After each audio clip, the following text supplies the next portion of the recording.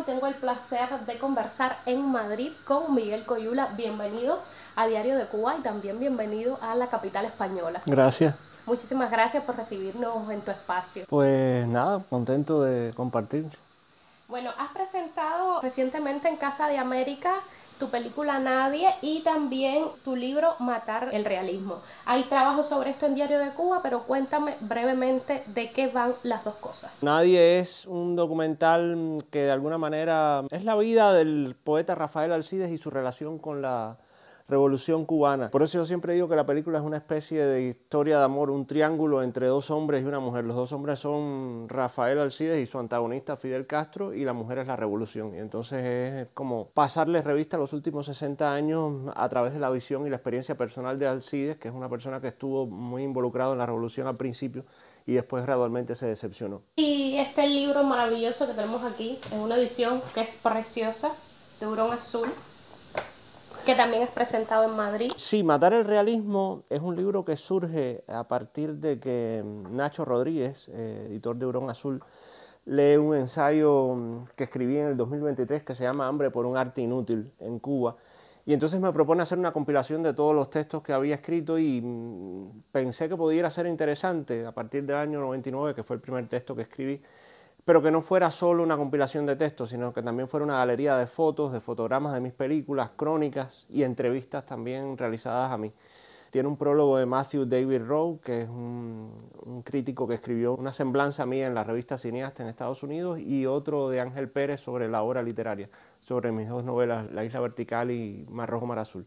Que de hecho, por cierto, también Mar Rojo, Mar Azul se reedita ahora por Hurón Azul y se presentó también en la Casa de Velázquez, antes de la presentación en Casa de América. Tu más reciente producción audiovisual, Crónicas del Absurdo, acaba de ganar un premio importantísimo en un festival de cine. Sigues hablando sobre la censura en Cuba, al mismo tiempo tú eres un realizador que se niega a vivir fuera de la isla. ¿Cuánto hay de ti en esta creación? Y ahí hago un paralelismo con Nadie, que es un escritor que está decepcionado pero que sigue viviendo dentro de la isla.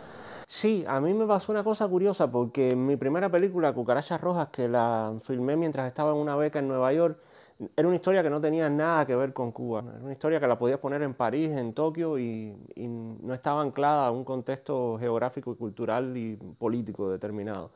Pero me pasó una cosa con mi segunda película, con Memorias del Desarrollo, que sí era una película que trataba evidentemente sobre la historia de un cubano que se exiliaba, un intelectual cubano, basada por supuesto en la segunda novela de Edmundo Desnoes, que completa el díptico Memorias del Subdesarrollo y Memorias del Desarrollo después.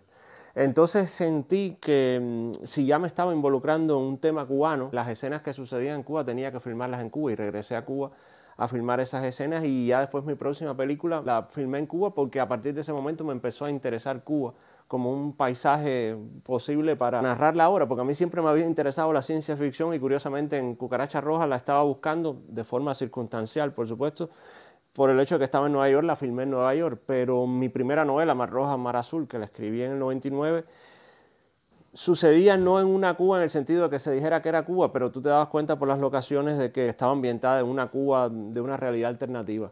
Entonces, Corazón Azul ya la filmo en Cuba y pienso, bueno, esta forma de trabajar que yo tengo, que es trabajar fuera de las instituciones, que lo he hecho tanto cuando he filmado en Cuba como cuando he filmado fuera de Cuba, te brinda una libertad absoluta, donde lo que no tienes en presupuesto lo tienes que invertir en tiempo, porque no hay otra forma de lograr ese contenido, que por otro lado es lo que me hace dormir tranquilo, porque muchas veces en el cine independiente los directores lo financian de su bolsillo, pero tú te das cuenta que en su primera película, por las fórmulas narrativas que utilizan, lo que están es buscando ser aceptados por la industria, y ese no es mi caso. O sea, para mí hacer cine independiente tiene que ser independiente en contenido y forma. Ese es el propósito y el espíritu de lo que debe ser el cine independiente, de contar lo que no se puede contar dentro de un cine tradicional, y también la forma en que lo cuentas también debes experimentar lo más posible por esa libertad que tienes. ¿Tú me quieres decir que el cine independiente, una parte del cine independiente que se hace dentro de Cuba, no es totalmente independiente? Esa es una discusión bastante compleja, se puede mirar desde varios ámbitos. En términos de forma y contenido, gran parte del cine que se hace, que se denomina independiente, no solo en Cuba, en el resto del mundo, es un cine que realmente no traspasa los umbrales de la incomodidad, porque a mí me interesa precisamente que el cine independiente sea incómodo, desde todo punto de vista, ni siquiera solo político. Es un cine que de alguna manera tiene que provocar al espectador y entrar en las zonas más oscuras del corazón humano y de la sociedad en que se desarrolla. Y eso es algo que he hecho tanto cuando he filmado en Cuba como cuando he filmado fuera de Cuba. Y luego, desde el punto de vista legal, el cine independiente en Cuba, antes del 2019, estaba en una especie de limbo legal. Había directores que hacían sus películas independientes, pero pedían permisos a la institución, al ICAIC, para filmar, o al Movimiento Nacional de Video, la Asociación Cubana del Audiovisual, que se llama así desde hace unos años. Y entonces eso ya implica una negociación, a veces interna, porque a veces los propios realizadores dicen, bueno, no puedo llegar hasta aquí. Y a veces te dicen, bueno, yo hago lo que yo quiero y no me censuraron, pero es que desde el principio tú empiezas una negociación interna donde hay ciertos límites en los temas, que muchos son tabú. O sea, tú no puedes hacer una crítica frontal de Fidel Castro, no puedes hacer una película sobre la corrupción en la salud pública o en la educación. Si lo tocas tienes que tocarlo tangencialmente o no puedes ir de frente realmente en muchos de los contenidos, por poner nada más que algunos ejemplos. Entonces, para mí la única manera que he tenido de funcionar y de poder sentirme satisfecho con las historias que me interesan es con una independencia no parcial, sino total. ¿No crees que haya ahora mismo un cambio en esta realidad que tú estás describiendo con la aparición de la Asamblea de Cineastas Cubanos? Mira, la Asamblea de Cineastas Cubanos a mí me parece muy bien, pero a mí no se me aplica porque yo pienso que, por ejemplo, la sinopsis de mi película Corazón Azul, que es un grupo de terroristas que han sido manipulados genéticamente por Fidel Castro para construir al hombre nuevo y después se rebelan y empiezan a destruir al propio sistema que los creó. Eso no hay forma de darle la vuelta. Si tú presentas un proyecto con esa premisa, no te lo van a aceptar. Y yo pienso que el diálogo con el ICAIC y con los funcionarios de cultura es inútil mientras continúe el gobierno actual. Entonces me parece bien que lo hagan, pero a mí nunca me ha funcionado. O sea, yo estoy prohibido en todos los espacios de Cuba y esa realidad no va a cambiar mientras continúe el gobierno actual. Sin embargo, describiendo este cine independiente que tú haces, que es totalmente independiente, yo recuerdo haber visto Nadie dentro de Cuba. ¿Cómo es el proceso de producción de un material audiovisual desde conseguir un fondo que sea propio, ajeno a cualquier tipo de vínculo que luego te comprometa, hasta lograr que la gente vea esos materiales, que no se va a poner en un festival de cine, no se va a poner en una sala de... Sí. Sí, eso es otro tema, que hay muchos directores que decían, bueno, yo quiero que mis películas se vean en Cuba y entonces a veces hacen compromisos para que ciertas eso suceda. concesiones. Exacto. ¿Tú no estás a favor de hacer No, cero concesiones? cero concesiones, sí. Te digo, hay pocas cosas sobre las que uno tiene libertad en el mundo y para mí la obra es una de esas, ¿no? Entonces no tiene sentido. Yo sí, o sea, mis películas no se ponen en los cines, no se ponen por supuesto en la televisión, pero ni siquiera tampoco la incluyen en el paquete semanal, que es el que distribuye información, porque ya cuando tienes una película con un contenido político que traspasa el umbral de la comodidad, digamos, para el gobierno, tampoco el paquete quiere arriesgar su negocio en ese sentido. Entonces yo sé que mis películas lamentablemente no se van a ver en Cuba, sino es de memoria en memoria, pasándola cuando llevas a casa de los amigos las copias o a veces hacemos proyecciones en la casa. De hecho, Corazón Azul estuvimos haciendo proyecciones durante 2 años en casa para todo el que se acercara que quisiera verla. Pero desde el momento en que tú pones en Facebook voy a hacer una proyección, como nos pasó con Nadie en la Casa Galería del Círculo, ahí mismo tienes una redada policial. Entonces, ¿de qué vive un artista como tú dentro de Cuba? ¿Con qué compras aceite? Si no pones las películas, no las puedes vender, no trabajas con fondos de instituciones, ya no del Estado, sino otros fondos. ¿Con qué tú compras en el mercado? No, yo no puedo trabajar en Cuba en nada. O sea, yo vivo de dar clases fuera de Cuba, por supuesto, en universidades fuera de Cuba. Gracias a esas películas también, que es también esas películas donde se exhiben es en festivales fuera de Cuba, cinematecas, museos, universidades, y entonces completamente fuera de la isla, donde puedo trabajar cuando me invitan a una conferencia o un taller. Es un poco el clásico, nadie es profeta en su propia tierra. Sí, lamentablemente, porque a mí, por supuesto que me gustaría compartirlo con estudiantes de la Universidad de La Habana, pero bueno, eso no es una realidad factible en estos momentos. Yo me imagino que esto sea una pregunta que te hagan mucho, la he leído en varias entrevistas que has dado. ¿No ha habido ningún momento en que te hayas planteado, más con la situación actual, en las puertas de diciembre del 2024, Cuba tiene una crisis sistémica que no sabemos cómo ese gobierno sigue allí, no hay electricidad, no hay agua, no hay comida, no hay nada? ¿Tú no te planteas quedarte fuera de la isla, establecerte solo por coger un respiro, un aire? Mira, a mí me pasó que yo tuve 2 becas en Estados Unidos, una en el Instituto de Lee Strasberg y otra Guggenheim, que fue la que utilicé para hacer memorias del desarrollo. Pero, o sea, ya como yo no soy especialmente martiano, pero podría decir lo que dijo Martí, de que viví en el monstruo y le conozco las entrañas. Es una sociedad donde si tu obra no tiene un valor comercial adjunto, no existes como creador. Y entonces a mí no me interesa hacer un cine comercial. Hay muchos que lo que quieren es ser famosos y quisieran ganar un Oscar y se acoplan a ese...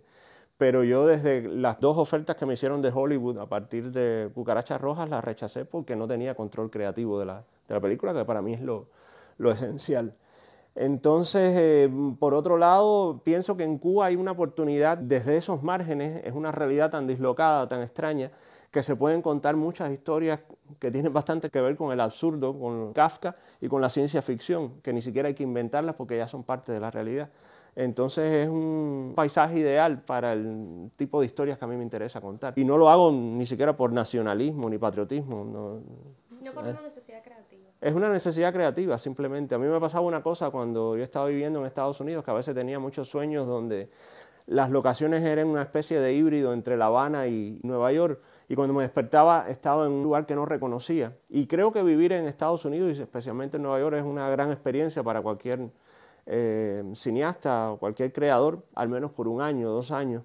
Y hay gente que prefiere quedarse, pero esa naturaleza competitiva de la sociedad a mí no me interesa prácticamente para vivir. Creo que es un gran lugar para filmar, pero para vivir no me llama la atención. Estar más tranquilo, más aislado, para mí es más inspirador en ese sentido. Coyula, tanto tú como tu esposa, que se dedican al mundo del cine, están en Cuba, constantemente sufren actos de censura, de intervención por parte del régimen. Ustedes que están allí, tú que estás allí, que sufres el día a día, que es como lo más difícil de sostener, ¿qué isla tú ves en 5 años? ¿Qué podría ser de ese país en 5 años? Incluso si... Ya no creativamente, sino Sí. como intelectual. Yo pienso que yo no voy a ver un cambio, incluso si se cayera el sistema mañana mismo, si hubiera un golpe de Estado y se mataran entre ellos los dirigentes o algún militar diera un golpe de Estado. Yo creo que el daño antropológico es tan fuerte que tomarían varias generaciones para que el cubano vuelva a tener una responsabilidad cívica, disciplina. Es demasiado... Hay una película de León Ichazo que a mí me gusta mucho que se llama Paraíso, que es la historia de un balsero que llega a Miami y entonces tampoco funciona en Miami, empieza a robarse cosas de las tiendas, es una especie de sociópata que no se adapta a ninguna sociedad. Entonces yo creo que gran parte de la población que ha quedado en Cuba está en esa supervivencia extrema. Yo hace poco hice un video sobre una situación muy extraña que vivimos con un ex amigo que empezó una relación con una mujer que era doctora, y esa doctora internó al padre de mi amigo, que es una persona vulnerable en el sentido de que es manipulable, internó al padre en un asilo y murió a los 2 meses para ella entrar toda su familia a la casa. Entonces tú dices, si una doctora es capaz de eso, un doctor que hace un juramento hipocrático, tú dices, bueno, ya ni siquiera es, por supuesto, las instituciones están colapsadas, el gobierno está colapsado, pero los propios ciudadanos también han llegado a un deterioro moral y ético tan grande que yo creo que va a tardar bastante. Muchísimas gracias, Coyula, por este ratico de conversación en Madrid. Muchas gracias por tu arte, por tu cine y gracias por este tiempo para Diario de Cuba. Gracias.